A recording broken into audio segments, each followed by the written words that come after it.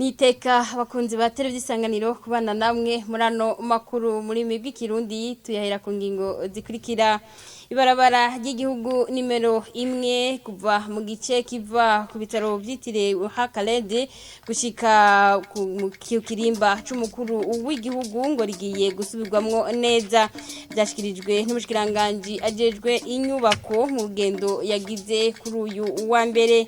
N'urugero rw'iduga ry'ibifungurwa rwavuye kuri 5 karenga kwijana bija kuri mu mwaka wa 2015 bija kuri 16 kwijana mu kwezi kwa kane uyu mwaka wa 2022 n'ibiharuro bitangwa ni banki nkuru y'igihugu BRB. Idonido ryano makuru ni mukanya sangwa ikaze.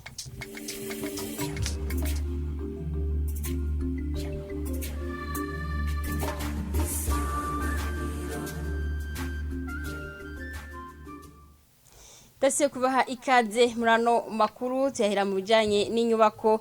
Barabara ry'igihugu nimero 1 mu gice kiva ku bitaro byitiriwe umwami Kalede gushika ku kirimba c'umukuru w'igihugu rigiye gutunganywa neza.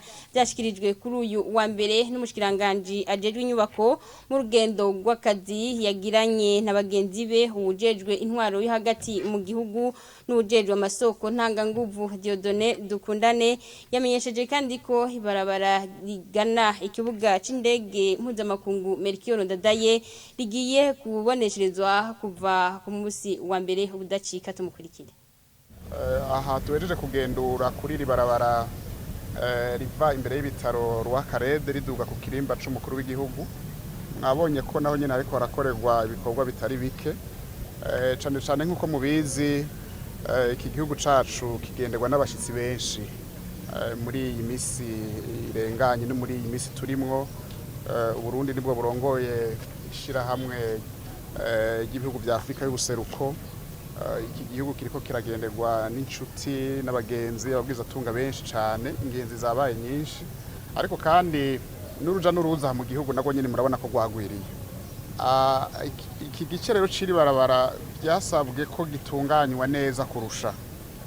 Duhereye mu gutegura ahantu abantu bagenda n'amaguru bashobora guca cyane cyane abaduga imbere y'ingoro y'umukuru w'igihugu. Mwabonye ibikorwa bigeze ubu tugira dutangure gushira ko tujya dupomete kugira ngo abantu babiyunguruza n'amaguru boroherwe amasanganya agabanuke. Ikindi kandi twabonye nuko kuri iri barabara nyene tugiye kuzokwerekana imirongo neza kugira ngo abahaca bareke kugenda nk'abagenda mu ruzi. Ibarabara ryagutse nivyo mugabo uravye ingene imiduga ihaca igenda birasabwa ko bishirwa ku rutonde. Abantu batwara abantu bunguruza abantu bakamenya aho bururukiriza abantu, bakamenya naho bashobora gutora abantu bunguruzo. Ikigira gatatu nuko muri iri barabara nyene tugiye kuzocamwo umurongo hagati kugira ngo nk'izi ntumwa z'abashitsi ziba zihuta zishobore kuhaca vyoroshe badaciye mu mambuta yaje menshi. Hanyuma ikindi kigira kane gikomeye nuko iri barabara riva ku kibuga c'indege murazi yuko riheruka gusubirwamwo n'amatara akaba yarashizweho mu misi heze. Hari imisi mike yagiye aratswa abantu bakabishima.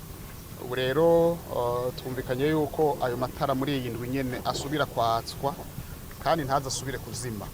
Ico ni kimwe. Igira kabiri nuko uhereye kuri Shanike hariho amabarabara mwamwe nayo nyene tugiye kwiga ingene dushobora kuyashira kwa matara hakabona mu ijoro hakabona no ku murango. Urugero rw'iduga ry'ibiciro taux d'inflation muri bw'igifaransa rwavuye kuri 5 birenga kwijana mu mwaka wa 2015 ruja kuri 16 kwijana mu kwezi kwa kane uyu mwaka wa 2022. Ibiharuro bitangwa ni banki nkuru y'igihugu BRB. Ivyo bikaba biva ku iduga ry'ibiciro by'ibidandazwa byankenegwa ryagiye ribonekeza mu myaka iheze. Ahmele Mutode umumenyesha makuru wa Radio Televiziyo Isanganiro aracahiga no hino ico kibazo yifashishije ukungene ibiciro byagiye biraduga ku masoko na cane cane yagendeye kuri uyu wa mbere. urugero rw'iduga canke igabanuka ry'ibiciro by'ibidandazwa nkenerwa mu kiringo runaka nico bita mu gifaransa le taux d'inflation. Iduga ry'ibiciro rikaba rijana hanini n'igabanuka rya mikoro y'abaguzi. Haba gutakaza ubushobozi bwo gusuma iyo urugero rw'iduga ry'ibiciro ruri hejuru y'urugero rw'amafaranga umuguzi akorera.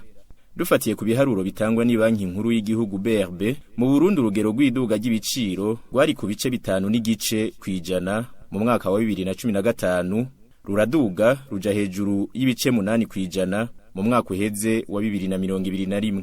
Muri uyu mwaka wa 2022, ku biharuro tubandanya guhabwa ni banki nkuru y'igihugu, urugero rw'iduga ry'ibiciro rwari hejuru ya 12 kwijana mu kwezi kwa mbere, mu gihe urwo rugero rwarenga 16 kwijana mu kwezi kwa kane muri uyu mwaka nyene turimwo.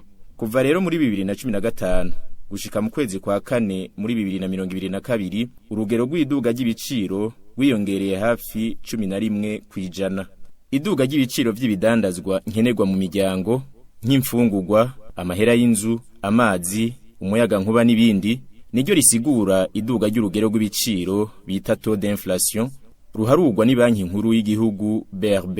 Iyo urwo rugero rw'ibiciro bita taux d'inflation rugiye munsi y'ubusa, no kuvuga ko ibiciro by'ibidandazwa biba byagabanutse, muri ico gihe baca bavuga ko ari ico bita deflation mu rurimi rw'igifaransa. Aho twagendera ku masoko atandukanye mu gisagara ca Bujumbura kuri uyu wa mbere, twasanze ibifungurwa nka byose byariyongereye igiciro. Umuceri w'umurundi wahora ku mafaranga 2700 ku kilo ubugurishwa amafaranga 3400 y'amarundi ku kilo. Ifu y'ibigori yavuye ku 1600 ku kilo ija kuri 2400 mu kiringo c'umwaka umwe gusa. Ibiharage bita kinure byagurishwa 1700 ku kilo mu mwaka uheze, ubu bikaba biri ku mafaranga 2500 ku kilo. Ikiro c'inyama y'umusoso cavuye ku 10,000 ubu kigeze ku 15,000. Tugiye ku biciro by'amazu apangishwa, naho nyene ibiciro byaraduze. Inzu yarihishwa 200,000 ku kwezi, ubirihishwa 300,000 canke 350 ku kwezi. Icumba carihishwa 80,000 ubu kikaba kigeze ku 120 ku kwezi. No kuvuga ko inzu zaduze ku rugero rwa 50 kwijana n'ayarenga muri imyaka 5 iheze. Mu bihugu biteye imbere, iyo urugero rw'iduga ry'ibiciro ruhindutse bituma leta iciduza urugero rw'imishahara n'urugero rw'agafashanyo gahabwa abakukuruke, gutyo bigatuma abanyagihugu bahangana n'iduga ry'ibiciro ku masoko. Mu Burundi leta yoraba kugene yoziraduza urugero rw'imishahara mu gihe urugero rw'ibiciro by'ibidandazwa ruduze, bikaba vyotuma abanyagihugu babandanya guhangana n'ubuzima buzimvye. Harakoze mgenzi wacu Ahmere Mutore. Hano makuru tuyabandanize muyavugwa mu makungu, aho umunyamabanga mukuru wa ONU atera kamo ibihugu byo kwisi ko bikwiye kugarukira ibidukikije. Mw'ijambo yashikirije yugurura inama yo kurabira hamwe ibijanye n'ihindagurika ry'ibihe, Antonio Guterres yamenyesheje ko isi ifise guhitamwo hagati y'ugupfira hamwe canke kwemera amasezerano yo gukingira ibidukikije. Tumukurikira. Kurungika ivyuka vyonona ikirere birabandanya. Ubushuhe bw'umubumbe w'isi ntibuhengeshanya kuguma buduga. Isi yacu iriko yegereza ibihe bibi bidasanzwe. Ibi bizotuma atabihe vyiza vy'ikirere dusubira kuzobona. Turiko turegereza ibihe bibi bitari bwigere bibaho.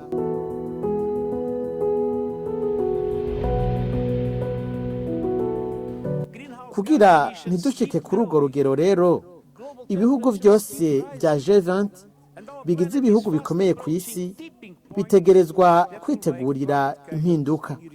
Muri iyi nama dutegerezwa kuvugana ibijanye n'imfashanyo y'ibihugu bitunze ku bihugu bikenye cyane kugira bishobore guhangana n'ingaruka ry'ihindagurika ry'ibihe, ndetse bironke n'indishyi y'akababaro, kuko hari ingaruka zivuye kwihindagurika ry'ibihe zitazosubira gufudika.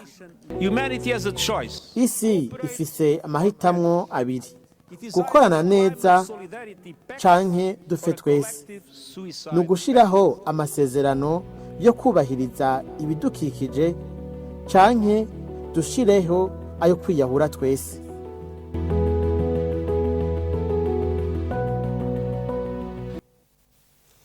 Antonio Guterres umunyamabanga mukuru wa ONU akaba yasibwamo mu Kirundi na mugenzi wacu Oba niyo nkuru ningaha makuru twe twabategura ciye arangirira ndabashimire mwebwe mwese mwariko murakurikira mugire byiza aho merereye naho butaha.